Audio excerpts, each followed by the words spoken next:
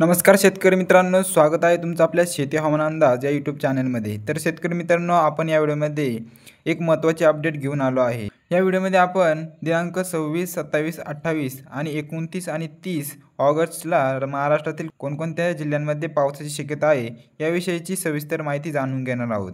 तर शेतकरी मित्रांनो, तत्पूर्वी तुम्हाला एक छोटीशी विनंती आहे शेतकरी मित्रांनो, तुम्ही आपले व्हिडिओ पाहताय परंतु आपल्या चॅनलला सबस्क्राईब करत नाही, त्यामुळे आत्ताच आपल्या चॅनलला सबस्क्राईब नक्की करा आणि व्हिडिओ शेवटपर्यंत नक्की बघा। तर शेतकरी मित्रांनो, तुम्ही हा व्हिडिओ कोणत्या भागातून पाहताय ते देखील आम्हाला कमेंट करून नक्की कळवा।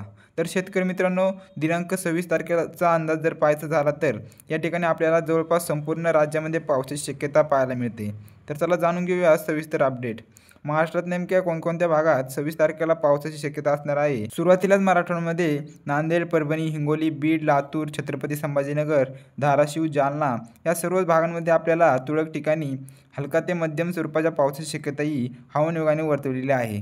त्याचबरोबर इकडे विदर्भामध्ये देखील पाहिले असता नागपूर, गोंदिया, गडचिरोली, चंद्रपूर, वर्धा, भंडारा त्याचबरोबर अमरावती, बुलढाणा या भागात देखील जोरदार स्वरूपाच्या पावसाची शक्यता दिनांक 26 ऑगस्ट रोजी वर्तवण्यात येत आहे।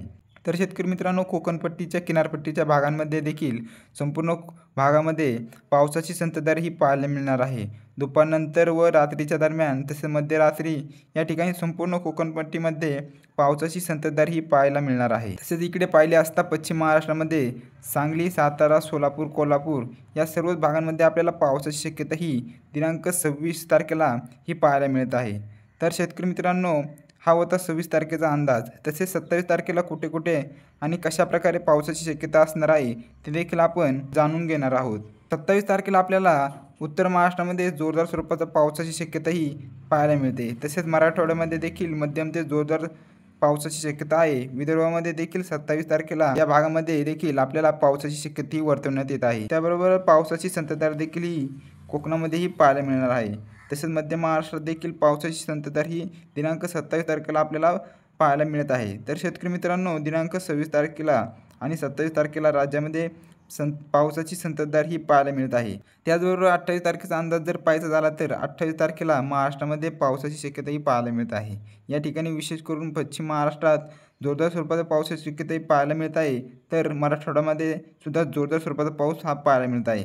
तसेच इकडे कोकणामध्ये हलक्या मध्यम स्वरूपाची संततधार ही पाहायला मिळत आहे, तर विदर्भामध्ये मध्यम स्वरूपाचा पाऊस आपल्याला 28 तारखेला हा पाहायला मिळत आहे। त्याचबरोबर शेतकरी मित्रांनो, 29 आणि 30 तारखेला देखील पाहायचं झालं तर मित्रांनो, विदर्भामध्ये जोरदार स्वरूपाच्या पावसाची शक्यता ही पाहायला मिळत आहे। या भागामध्ये पावसाचा रेड अलर्ट देखील आपल्याला हवामान विभागाने वर्तवलेला आहे। तसेच बाकीच्या भागांमध्ये सुद्धा राज्यात सर्वत्र पावसाची संततधार ही आपल्याला पाहायला मिळणार आहे।